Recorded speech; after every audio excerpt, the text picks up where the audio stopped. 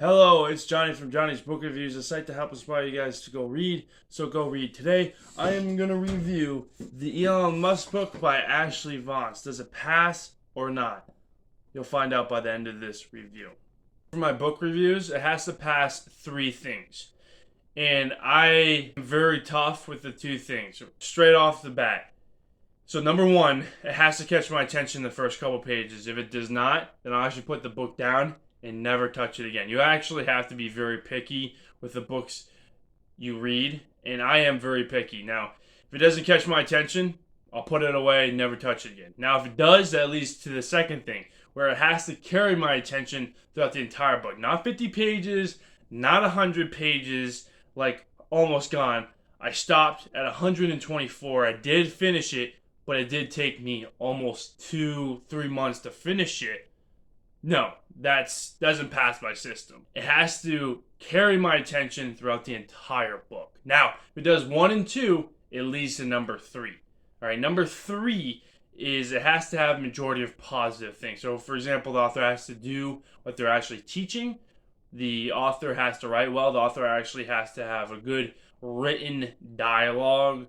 The story has to be powerful, the characters have to be good, etc. It doesn't have to have all those things, but it has to have a majority of positive things. Now, if it passes 1, 2, and 3, then it passes my system and I'll consider it a good book. First things first is, did it catch my attention in the first couple pages?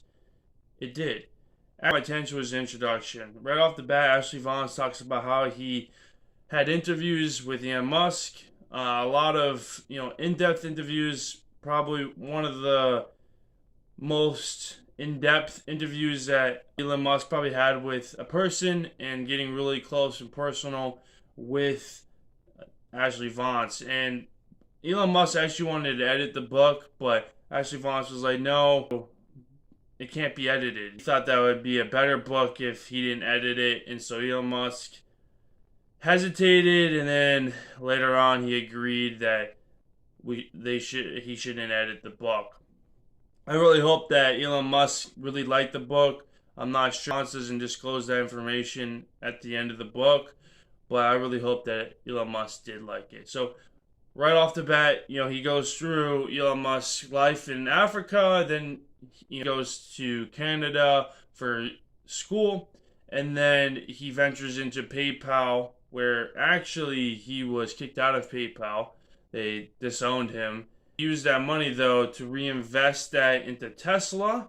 All right, and then the money that he got from Tesla, when it started getting more popular and started getting more money, he used that money to found and make SpaceX. What he's doing now is he's using the shares that he has for Tesla.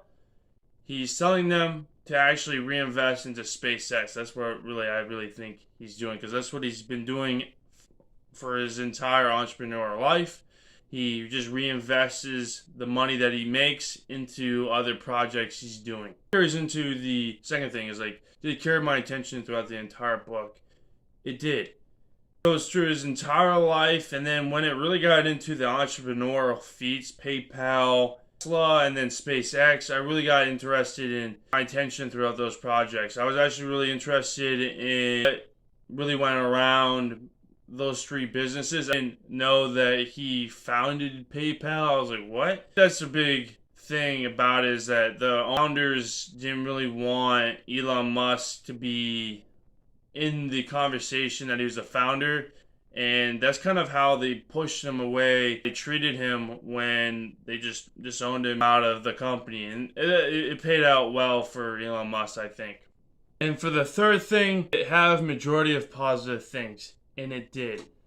I think the biggest thing that I didn't like about it was not pertaining to the book. It was pertaining to Elon Musk's leadership skills. He has this 100% drive, and he puts that pressure onto other workers and employees that work for him.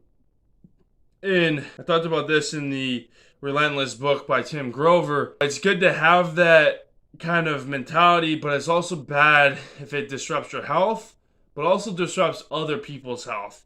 There has to be a better balance with that. With his leadership skills, For example, not providing a toxic environment, making sure that people are, having a healthy schedule while working, not working 20 plus hours. And he mentions that in the book that many employees, while starting up, were working 20 plus hours a day. And that's too much, right? There has to be a lot better that you have to produce as a CEO, as a leader. And I think Elon Musk has to work on that. Everything that he's done, it's great that he's had entrepreneur feats and everything like that, but he wouldn't have been there without his workers, and I believe he should respect them a lot more. I'm not working for him. I don't work for him, so I don't know. He might be a little different. I'm not sure, but from this perspective of the book, I have a little bit more perspective of how he doesn't really treat his employees the best way.